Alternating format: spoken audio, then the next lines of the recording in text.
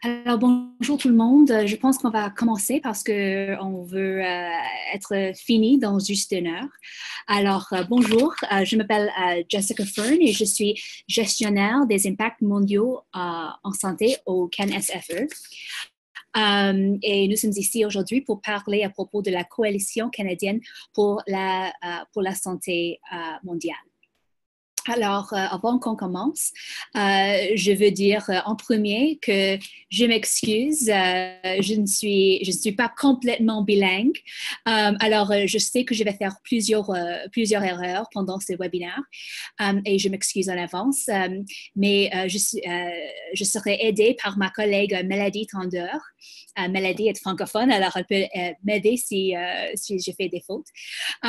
Et si vous ne me comprenez pas ou si tu ne comprends pas mon accent, n'hésitez pas à demander les clarifications à haute voix ou dans le chat. Je vais parler un peu de ça dans un moment et nous le ferons immédiatement. Ce n'est pas un problème. Alors, comme j'ai dit, nous sommes ici pour parler à propos de ce qu'on dit la coalition. Et je sais peut-être qu'on a des autres personnes qui vont nous joindre dans cet appel. Je ne sais pas si les personnes ici sur l'appel ont déjà utilisé Zoom, mais sinon, je vais parler juste pour un moment comment ça fonctionne. Alors, dans ton écran, jusqu'au gauche de l'écran, tu vas voir le mute. C'est le microphone et tu peux l'utiliser pour couper le son ou pour parler. Alors maintenant, la plupart d'entre vous, le son est coupé et on vous encourage de rester comme ça parce que sinon, on aura un peu de bruit. Mais si tu veux poser les questions, n'hésitez pas de parler. Nous sommes tous amis ici. Alors, posez tes questions quand tu veux. Aussi, à droite du microphone, vous avez une caméra pour mettre ton vidéo ou non. C'est à vous, mais bien sûr, on vous encourage de mettre ton vidéo pour que je puisse te voir. Sinon, tu dois seulement regarder à moi et c'est pas si intéressant. Si tu veux pas poser tes questions à haute voix et tu veux les écrire, à droite du boîte vert dans ton écran, tu vois le chat et Mélodie a juste écrit quelque chose là pour écrire des questions là et Mélodie peut les poser. Comme elle a dit là, cet webinaire c'est enregistré et ça va être disponible après cette conversation. Alors, si tu veux le partager avec tes collègues, ça c'est possible aussi. Et Mélodie, est-ce que c'est possible de mettre le lien pour la page de notre site web? Alors, Mélodie va te donner le lien. Ça, c'est je pense que peut-être tout le monde ici, on l'a déjà vu, mais c'est la page sur notre site web où tu peux trouver l'appel et toutes les informations. Et on va parler de ça dans juste un moment. Alors, je pense que ça, c'est tout. Alors, je vais commencer et donne-moi juste un instant. Je vais partager mon écran parce que j'ai une présentation pour nous aider. Mais est-ce que tu peux me dire si ça marche? Tu peux le voir? Fantastique.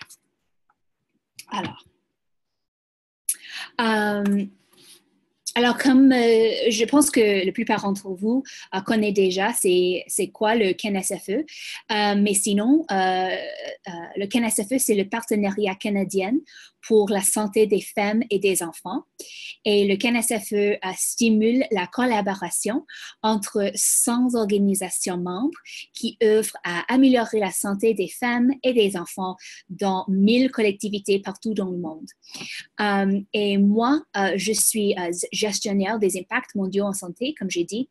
Et dans cette capacité, j'ai l'opportunité de travailler dans tout le travail que le CanSFE font à propos des données et à propos des mesures. Et je fais ce travail avec ma collègue Mélodie. Mélodie a déjà partagé le lien et tu peux le voir ici sur notre site web. Ça, c'est la page où tu peux trouver toutes les informations et où je vais mettre toutes les ressources après cet webinaire. L'agenda pour aujourd'hui, c'est très simple. On a déjà fait le bienvenue et parlé un peu de Zoom. Je vais parler un peu de la contexte de la coalition parce que je pense que c'est vraiment utile pour comprendre pourquoi c'était créé et qu'est-ce que c'est vraiment le but du coalition. Après ça, on va faire un résumé de l'appel de proposition et je vais donner les réponses à les questions qui sont fréquemment posées et donner les recommandations pour les propositions qui vont réussir. On va avoir une opportunité pour poser des questions et pour avoir une discussion. Mais comme j'ai dit déjà, je vous invite de poser des questions pendant le webinaire. Et au fin, on va parler comment le CNSFE peut faciliter les partenariats pour les entreprises qui ont peut-être intéressé à avoir des autres partenaires, mais qui ont besoin peut-être les introductions. Alors, en premier, le contexte pour la coalition. Alors, l'idée de la coalition était née dans la reconnaissance que les prochaines années représentent une opportunité clé pour notre secteur. Ici au Canada, on a la politique d'aide internationale féministe du gouvernement et dans le monde entier, on a bien sûr les objectifs de développement durable. Mais au même temps, on a plus que ça, on a un accent mis sur l'égalité des sexes et des genres par ce gouvernement. On a les politiciens et un public qui sont très engagés et on a un intérêt dans les décisions qui sont faites avec les données, avec l'information. Et ça, c'est alors un bon moment pour faire les changements et de faire le progrès pour les objectifs de développement durable. Cela dit, au cours des 2 dernières années, grâce à les consultations que le CNSFE a fait avec nos membres et avec le secteur, nous avons déterminé quelques obstacles au succès. Et ça, c'est les obstacles qui sont canadiennes et bien sûr qui existent partout dans le monde. Et on pense que ces défis pourraient nous empêcher d'atteindre les objectifs mondiaux. Et 3 lacunes, on a entendu 3 lacunes spécifiquement liées aux données. Et ces lacunes sont les lacunes en matière de données et la collection de données, et surtout dans les contextes fragiles ou humanitaires, avec les communautés qui sont marginalisées, et au niveau des résultats, et pas seulement les activités. Aussi, on a trouvé que quand il y a les données, où il y a l'information ou les ressources, mais ils ne sont pas toujours accessibles ou peut-être ils ne sont pas utilisés par les personnes qui ont le besoin. Et troisièmement, parfois, on a les problèmes de capacité d'utiliser ces solutions ou de les adopter pour notre contexte. Alors, c'est avec ces trois lacunes qu'on a l'idée de la coalition a été créée. Alors, pour nous, au CNSFE, on pense que nous devons investir dans les solutions créatives et interdisciplinaires qui vont nous aider à réussir avec les objectifs du développement durable. Alors, avec l'aide des Affaires mondiales du Canada, le CNSFE a mis sur pied la première coalition canadienne pour la santé mondiale. Et tu vas voir, je dis la coalition pour gérer les solutions aux défis de données urgentes qui est ancrée dans une approche féministe. Et je vais parler un peu plus de ça dans un instant. Alors, quand tu vois le document qui s'appelle l'appel de proposition, tu vas voir qu'on a 3 objectifs fondamentaux pour cet appel. C'est bien d'étudier les obstacles, de vraiment comprendre les obstacles qui existent, de développer les solutions utiles et les partenariats efficaces. Et troisièmement, d'inspirer et former la prochaine génération canadienne et partout dans le monde selon la santé mondiale et l'égalité des sexes. On pense si on peut faire ça, on va avoir trois résultats principaux. Principaux. En premier, c'est une meilleure compréhension des facteurs qui faisant obstacle à la collecte, l'analyse, l'utilisation et la communication de données. Deuxièmement, d'accès à les solutions et les partenariats de qualité qui vont nous aider dans les prochaines 10 ans. Et bien sûr, une capacité accrue des chercheurs, des professionnels de la société civile et des professionnels de santé sur le terrain qui peut vraiment utiliser, analyser, communiquer les données dans une manière qui va faire des grands changements. Alors, voici une petite illustration. C'est très simple, mais c'est vraiment la même idée. Quand on a ces trois choses, ces trois éléments, l'étudier, développer et inspirer, on pense qu'on peut créer un environnement d'excellence qui peut nous aider à réaliser les objectifs. Alors, voici une autre image très simple, mais c'est pour montrer vraiment l'idée de la coalition. Alors, nous ne voulons pas perpétuer un modèle traditionnel qui encourage encore les silos. Souvent, quand tu as une opportunité comme ça, on donne peut-être les fonds à les laboratoires, on dit ici les laboratoires, on peut donner les fonds et ça c'est tout. Mais on ne veut pas ça, on veut vraiment que tout le monde travaille ensemble. Et on pense que ça, c'est vraiment important pour réussir. Alors, nous utilisons les principes clés d'apprentissage et d'action féministe, et tu peux les voir, les 4 sont là. La coalition veut utiliser une approche explicitement féministe.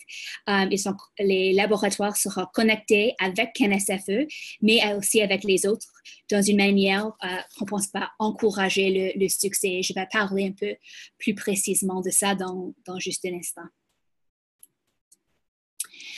Mais avant que ça, je veux vraiment parler spécifiquement de l'appel de proposition. Alors, il y a vraiment 3 composantes du travail de la coalition. Je ne veux pas parler de ça dans beaucoup de détails parce que ça existe dans l'appel et tu peux me poser des questions après. Mais vraiment, il y a 3 choses que chaque laboratoire vont faire dans leur travail. Et ça, c'est en premier, une étude approfondie. On veut vraiment prendre le temps et les ressources pour bien comprendre le défi qui existe. Numéro 2, c'est de créer la solution et de faire un pilote dans le contexte où tu travailles.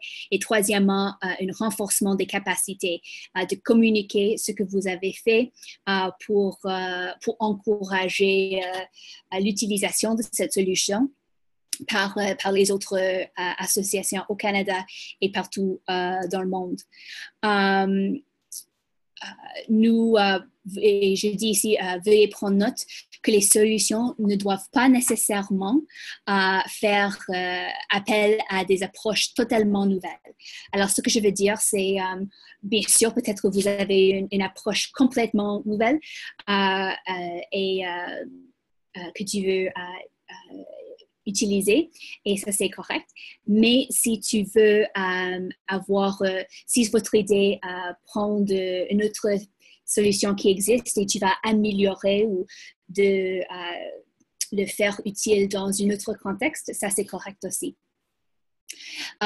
Une autre chose qui est très importante, c'est que les propositions doivent être guidées par une solide orientation en matière d'égalité des sexes.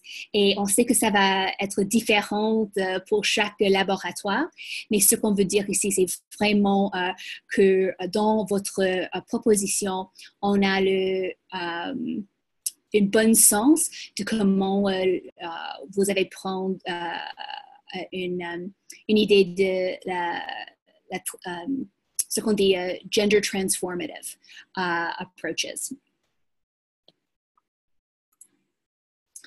Alors, tu peut-être as vu dans les appels de proposition qu'on a ce qu'on a dit les sujets d'intérêt.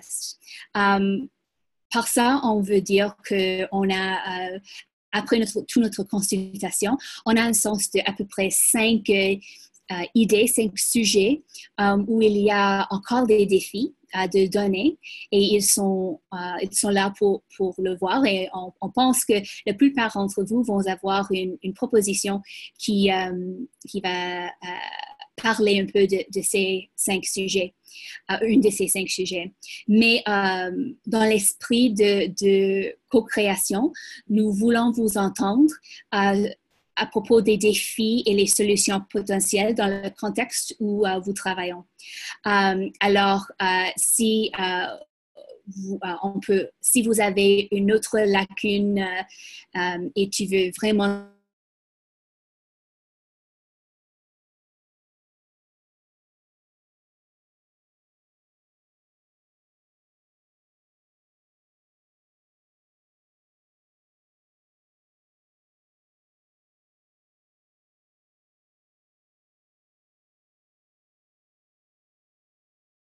juste pour nous aider, mais tout est possible et on veut vraiment entendre de toi et de tes partenaires partout dans le monde. Tu as peut-être aussi vu qu'on dit que le CNSFE souhaite de recevoir les propositions spécifiques des laboratoires qui travaillent dans les régions géographiques où le Canada a effectué plusieurs investissements, qui proposent les solutions propres au travail dans les contextes humanitaires et qui se concentrent sur les sujets pour lesquels le Canada a démontré une expertise et où on a travaillé beaucoup, comme par exemple la santé et les droits sexuels et reproductifs. Je veux dire ici qu'on n'a pas une liste de régions ou de pays spécifiques où tu dois travailler. On connaît bien sûr qu'il y a certaines régions du monde où le Canada fait plusieurs investissements, comme par exemple le Haïti. Je dis ça parce qu'on travaille beaucoup en Haïti en ce moment. Mais notre raison pour dire ça, c'est parce que, bien sûr, peut-être ton solution peut être utilisée par plusieurs personnes, mais ce n'est pas nécessaire que vous travaillez dans un pays spécifique ou dans une région spécifique avec une communauté spécifique. On veut vraiment que tu donnes nous une idée que tu penses est vraiment importante et qui va faire un bon changement pour ton organisation et pour, bien sûr, les autres. Alors, je vais parler un peu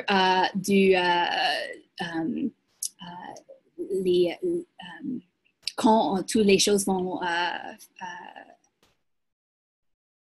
je cherche le mot pour ça. Je vais parler un peu de toutes les dates, peut-être, je peux dire ça. Alors, on a lancé l'appel de proposition le 16 mai. Et la date limite pour soumettre les propositions finales, c'est le 28 juin. Alors, je sais que c'est pas longtemps, mais comme tu peux voir, on veut vraiment lancer les projets en septembre. Alors, ça, c'est la raison pour laquelle on a juste 6 semaines. Tu vois, le vendredi le 22 juin, ça, c'est la date limite pour les demandes de clarification. Et je dis ça parce que je veux la dernière semaine d'un mois de juin, il y a beaucoup de choses à faire et je ne veux pas que je perde tes questions. Alors, je vous encourage de m'envoyer tes demandes pour clarification par le 22 juin. Pendant le mois de juillet, les propositions seront examinées.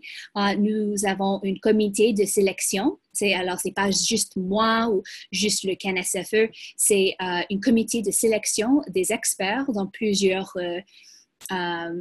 sujets de données. Et on veut vraiment communiquer les résultats au fin de juillet, au bout de août. Pendant le mois de août, les contrats seront préparés et revus par votre organisation si tu as réussi. Et le mois de septembre, on va faire une réunion de lancement du laboratoire et on veut vraiment que le travail commence à cette date. Alors, comme j'ai dit, la date limite pour soumettre les propositions, c'est jeudi le 28 juin à 17 h. Tu peux m'envoyer les propositions directement. Et ça, c'est mon email là. Si c'est nécessaire, vous pouvez envoyer plusieurs emails. Tu peux utiliser Zipfile ou Dropbox ou les autres choses comme ça si tu as besoin. Si tu m'envoyais plusieurs emails, simplement notez votre nom, le nom de l'organisation qui donne la proposition pour que je puisse déterminer que j'ai toutes les choses que tu as m'envoyées. Tu vas trouver dans notre site web une page qui donne une liste de toutes les choses que tu as besoin et aussi il y a un espace pour donner le nom et le contact de l'organisation qui fait la soumission. Alors, si tu m'envoies ce document en même temps, je sais qui est la personne pour contacter et je vais écrire à toi directement. Tous les autres détails sont dans le document détail de soumission sur notre site web. Juste deux choses très importantes. On veut que la proposition, c'est 12 pages au maximum.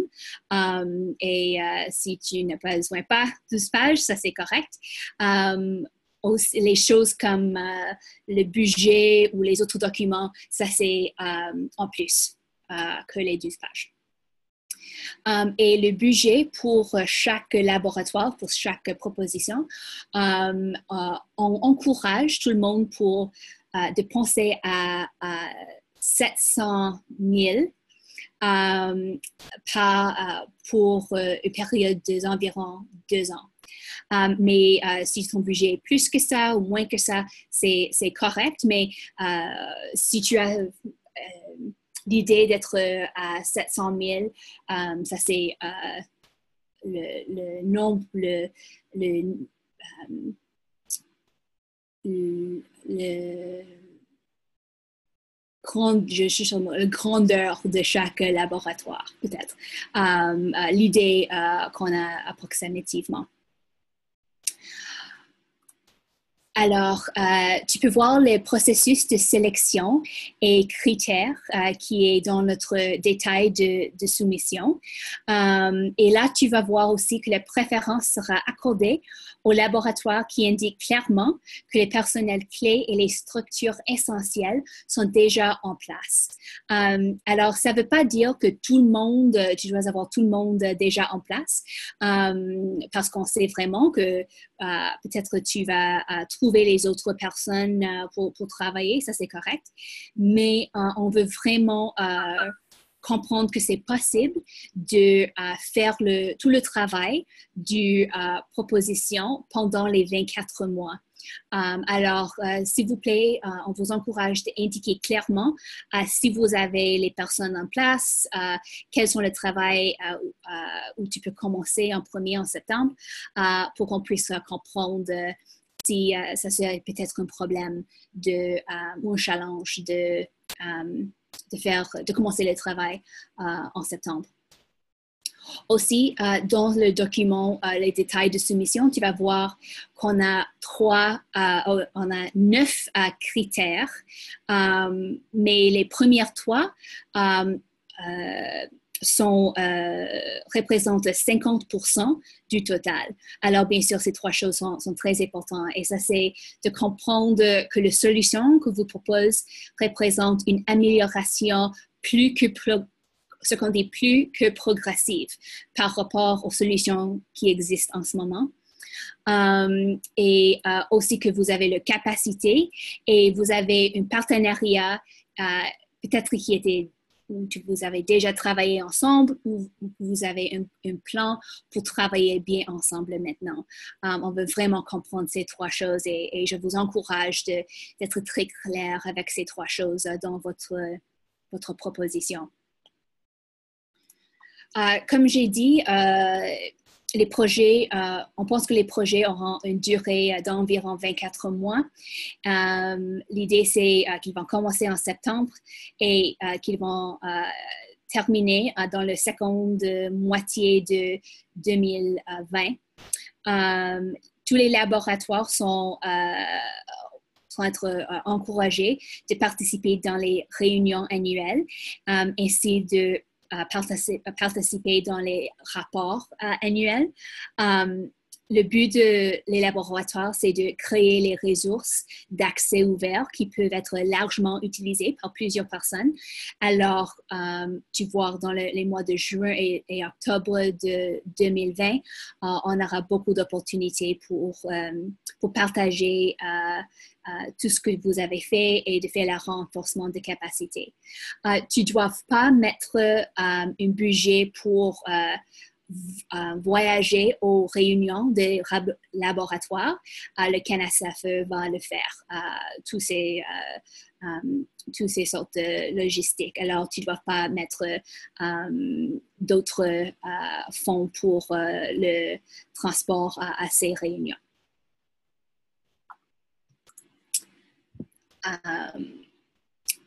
Alors, quatre autres choses que je juste veux, où je veux être claire. Alors, on aurait un rapport annuel comme est souvent le cas, à propos du travail. Alors, ce que ça veut dire, c'est le moitié en 2019.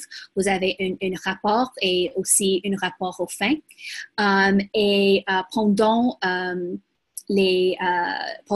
le temps du laboratoire, tu vas participer dans une conversation avec moi qui sera très brève, mais juste pour que je puisse comprendre c'est quoi le travail du laboratoire. On veut vraiment que vous assurez qu'il y avait au moins une représentante de chaque laboratoire à la réunion annuelle. C'est pas nécessaire que tout le monde est là, mais on veut vraiment avoir une représentante. C'est nécessaire que tout le monde mette à jour les informations sur notre explorateur de projet et on va parler un peu plus de ça. Et comme j'ai dit, l'idée est vraiment de partager les données et les solutions. Alors, je sais que pour chaque laboratoire, ça va être un peu différent, mais l'idée, l'esprit de la coalition, c'est vraiment de partager comme possible.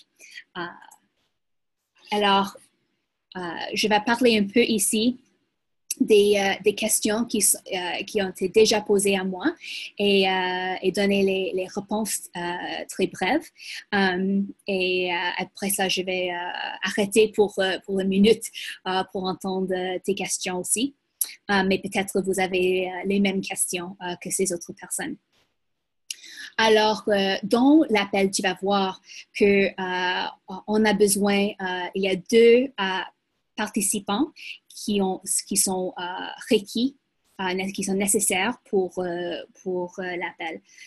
Ça, c'est une organisation de la société civile canadienne et une organisation de recherche canadienne. Ces deux organisations, on doit avoir au minimum une de chaque dans chaque laboratoire. Mais une question que j'ai entendue, c'est est-ce que les organisations qui ne sont pas canadiennes ou qui ne sont pas de la société civile ou de recherche, est-ce qu'ils peuvent présenter une demande? Et la réponse est oui. Les laboratoires peuvent être composés d'une multitude d'organisations diverses, mais il doit au moins avoir ces deux organismes qu'on a au minimum. Et tu peux ajouter plus les autres partenaires si tu veux. Il n'y a pas un maximum de partenaires et c'est aussi pas nécessaire que tous les partenaires contribuent dans une manière égale. Ce que je veux dire, c'est il ne doit pas donner le même niveau de temps ou des ressources, mais il faut vraiment que chacun doit jouer un rôle très clair dans le travail. Alors, si vous êtes une organisation qui n'est pas canadienne, on veut vraiment que tu participes, mais tu dois trouver des organisations canadiennes pour travailler avec vous. Et bien sûr, le CNSF souhaite de voir les partenariats diversifiés.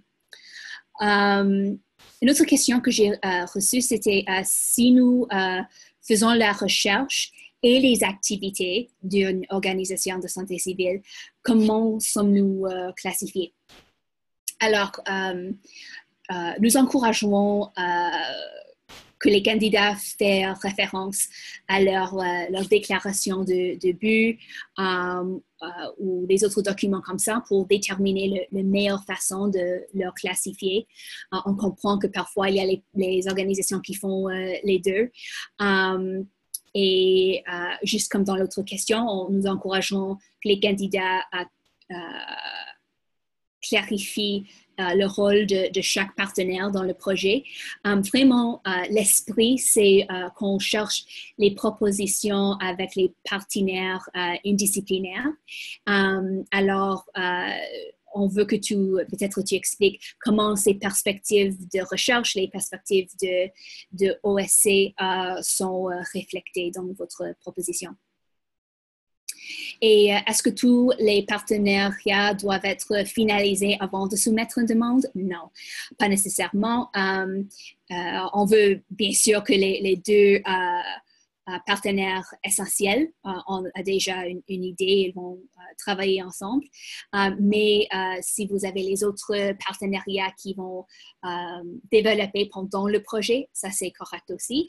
On veut juste confirmer que le travail peut être réalisé dans 24 mois. Alors, les autres questions que j'ai reçues, c'est à propos des choses administratives. Alors, quand tu regardes dans la section du détail de soumission où il parle du budget, il y a une chose qui est écrite qui dit ça parle des personnels du projet qui sont essentiels. Et les personnes ont demandé c'est qui ce personnel essentiel. Ça fait référence à toutes les personnes qui soutiennent directement le travail ou l'administration du laboratoire. Alors, ça peut être les assistants de recherche, ça peut être le gestionnaire du projet, ça peut être le gestionnaire de finances, ça peut être des spécialistes techniques. Ils peuvent être au Canada, ils peuvent être à l'étranger.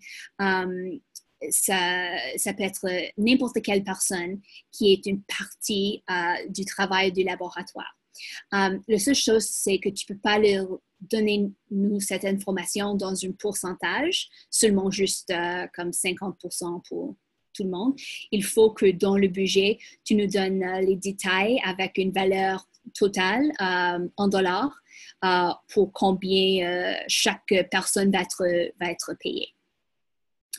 Une autre question, il y a une section qui dit « Le personnel rémunéré par la coalition doit être sous entente de détachement vers le CNSFE. » Et je sais que ça c'est quelque chose que tu ne vois pas très souvent.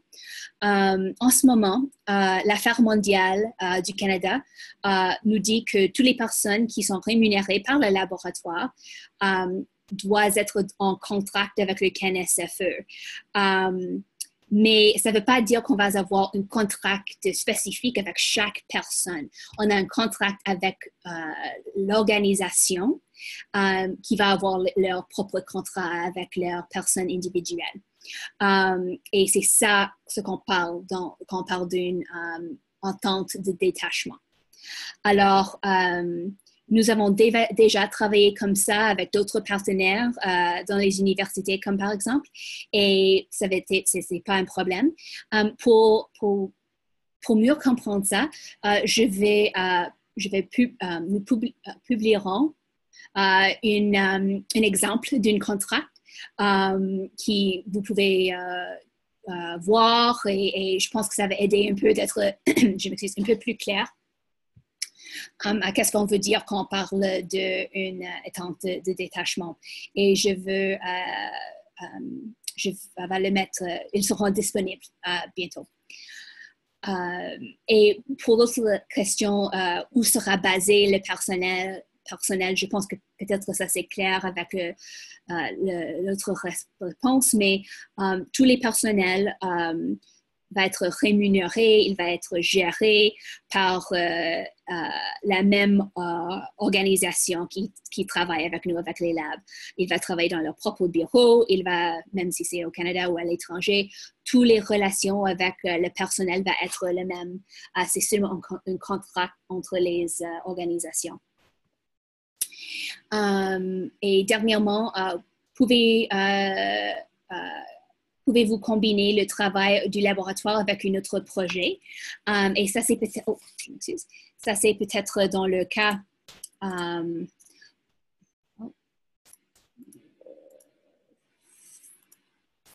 voilà.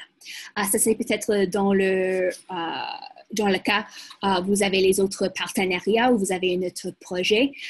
C'est pas un problème du tout. On veut seulement que tu nous donnes les détails qui sont importants dans la proposition. Alors, si vous avez les autres partenaires ou les autres financements, simplement l'écrire dans la proposition. Alors, avant qu'on ait la discussion entre tout le monde, je vais juste donner quelques recommandations pour les propositions. Et la plupart de ces choses, je pense que j'ai déjà parlé un peu. Mais en premier, je vais vraiment dire que on veut que l'accent est mis sur le défi et les solutions.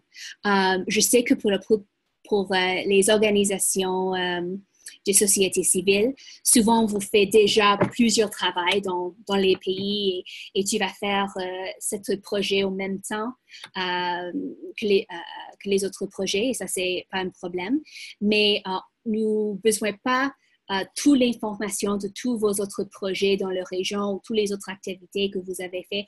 On veut vraiment que tu prennes ces 12 pages pour parler du défi et de votre solution et l'impact potentiel de cette solution.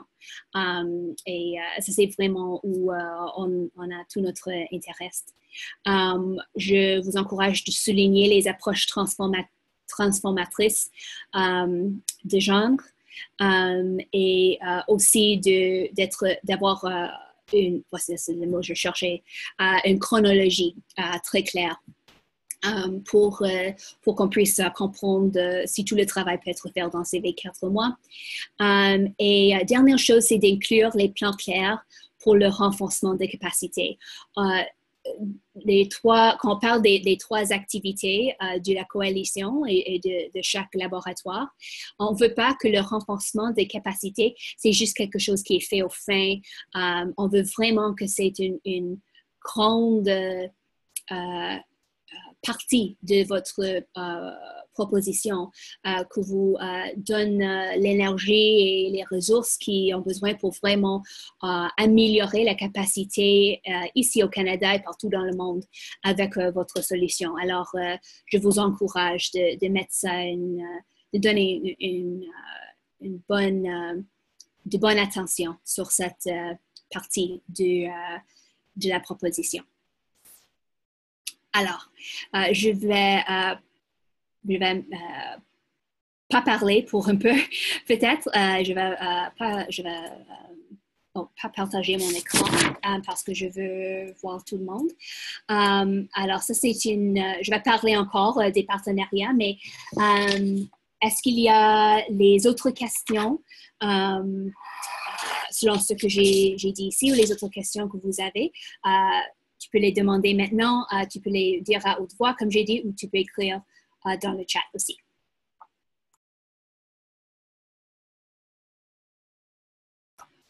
allez-y. Je ne vois pas ton nom malheureusement, mais allez-y. Oui, Sophie Bourdon. Bonjour Jessica. Merci beaucoup pour cette superbe présentation en français.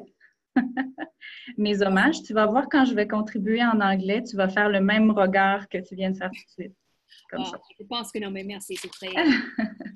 Alors, j'avais deux petites questions rapidement. Une première concernant l'appartenance des données de recherche. Donc, dans le cadre de ce projet de recherche-là, je comprends bien qu'il y aura donc signature de contrat avec le CANSFE, mais à qui appartiendront les données de recherche, bien qu'elles seront partagées? C'est non discutable, ce sera bien partagé, mais à qui appartiendra la donnée de recherche elle-même? C'est quelque chose qui intéresse particulièrement les centres de recherche. Et puis, ma seconde question, elle porte sur la grande liste de vérification à la fin de la proposition. Il y a toute une série de documents qui doivent être possédés par les organisations qui proposent. On parle de politique de toutes sortes. Est-ce qu'il y a certains éléments de cette liste-là qui sont plus obligatoires que d'autres? Voilà. Des bonnes questions. Est-ce qu'il y a, je peux prendre plusieurs questions et les répondre à tout à une fois. Est-ce qu'il y a les autres questions qui viennent des autres en ligne? Je vois peut-être les personnes qui regardent à les autres pour dire est-ce que vous avez une question. Alors, je vous invite de poser si vous avez des questions.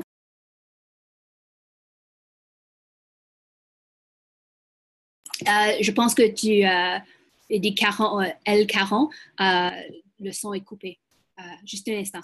Est-ce que tu peux parler maintenant, s'il vous plaît? Ah, ça marche? Oui, ça marche.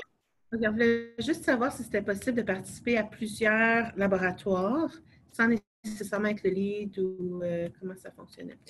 Puis aussi, si c'était vraiment plus recommandé que ce soit l'institution de recherche qui a le lead de la proposition, comme c'est quand même axé sur le volet recherche. Des bonnes questions. Et juste, je ne sais pas si j'ai dit ça déjà, mais toutes mes réponses à ces questions et les autres vont être écrits en anglais et en français et je vais les mettre sur notre site web. Alors, tu peux les voir après quand c'est écrit. Et si vous avez des questions après cet webinaire, tu peux les envoyer par email et je vais répondre directement. Les autres questions, est-ce que je veux que je commence avec ces 4? OK. Et tu peux poser les autres quand il vient. Alors si je comprends bien la première question, tu parles de à qui appartient je sais le mot en anglais, intellectual property. Oui, les idées propriétaires. Ou qui appartient OK. Alors, ça, c'est une très bonne question. Alors, dans les contrats, on comprend bien que pour chaque laboratoire, ça va être très différent parce que ça dépend à ce que vous faisiez comme travail. Alors, pour certaines personnes, ce n'est pas vraiment une question, peut-être, s'ils vont ils vont créer des outils pour utiliser, mais peut-être pour les autres personnes, ils vont créer un système électronique qui va être un peu plus différent. Alors ça va changer, tu peux dire cas par cas pour chaque laboratoire, mais vraiment, l'esprit, c'est de partager avec plusieurs personnes que possible. Alors, dans votre proposition, si c'est quelque chose comme ça, on veut voir comment est-ce que vous va partager pour que les solutions puissent être utilisées par plusieurs personnes que possible. Et avec chaque contrat qu'on va faire, ça va être un contrat unique pour chaque laboratoire. Alors, on va parler avec toutes les personnes pour voir ce qu'on a besoin pour chaque projet. Mais on veut vraiment que tout le monde travaille dans l'esprit de partager et d'être utile pour la plupart des personnes. Et on chercherait les propositions avec cette idée. Mais on comprend que ça serait peut-être un différent cas pour certaines institutions. Alors, et tu as parlé de tous les documents. Oui, bien sûr, c'est une grande liste. Si tu es une organisation de société civile, tu as déjà donné toute cette information à Affaires mondiales. Mais ça ne doit pas être là pour chaque partenaire des laboratoires. Ça va être là si vous les avez. On veut comprendre tous les policiers que vous avez pour assurer que vous avez un système de gérer les problèmes, de garder la sécurité de toutes les personnes qui travaillent pour toi et ces choses comme ça. Alors, si vous les avez, tu peux m'envoyer, tu peux mettre un lien s'il existe sur votre site web.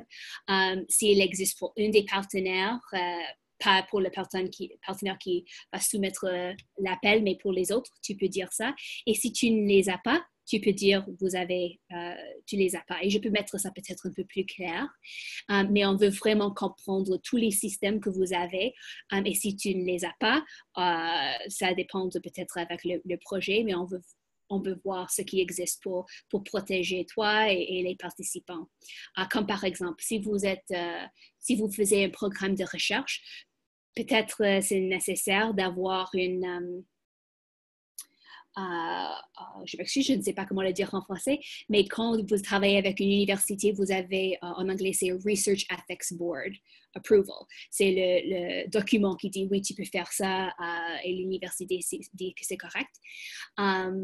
Si ça, c'est quelque chose qui est besoin par votre laboratoire, on veut que tu notes ça dans la proposition. Mais si tu n'as besoin pas, ça c'est correct aussi. Est-ce que vous pouvez soumettre plusieurs propositions? Oui. On veut que seulement, alors pour chaque soumission, il y a une association qui est le lead, qui va soumettre la proposition. Et on veut seulement que chaque organisation ait seulement le lead pour un projet.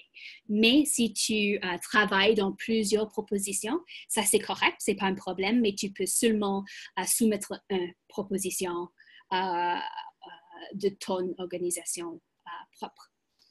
Et dernièrement, je pense que l'autre finalement question c'était est-ce que c'est mieux, si j'ai compris bien, c'est est-ce que c'est mieux pour une organisation de recherche d'être le lead dans le est-ce que c'était la question? C'est mieux d'être OK.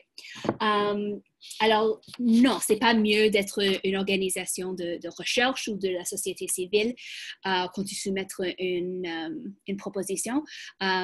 C'est seulement peut-être l'organisation qui peut-être les systèmes ou le personnel qui existe déjà pour faire ces sortes de les rapports avec le CNSFE, de parler avec moi. Ça, c'est vraiment l'organisation qui peut être le lead. Si peut-être une organisation va être le lead dans une soumission et l'autre dans une autre, ça c'est correct aussi. Alors, c'est pas une qu'on a besoin. Mais la seule chose, c'est que l'organisation qui est le lead doit être canadienne. Alors, ça doit être l'organisation de recherche ou de la société civile canadienne. Ça ne peut pas être à l'étranger du Canada. Alors, premièrement, est-ce que ces réponses font du sens? Et deuxièmement, est-ce qu'il y a les autres questions en ce moment?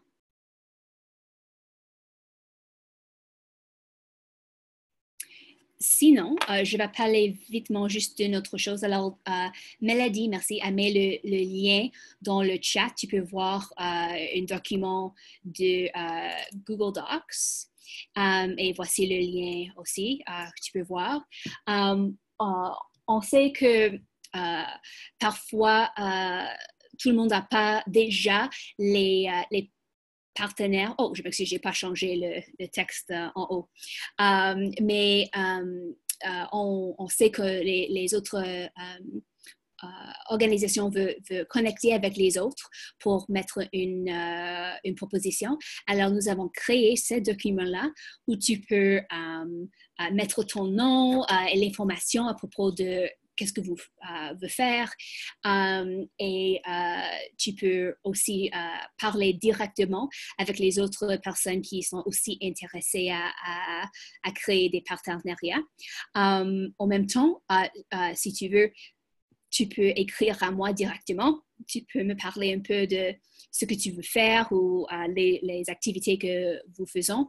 Et moi, je peux te mettre en contact avec les autres, mais utiliser ce document serait peut-être un peu plus vite. Alors, on vous encourage de l'utiliser. Notez, s'il vous plaît, que cet document est un document public.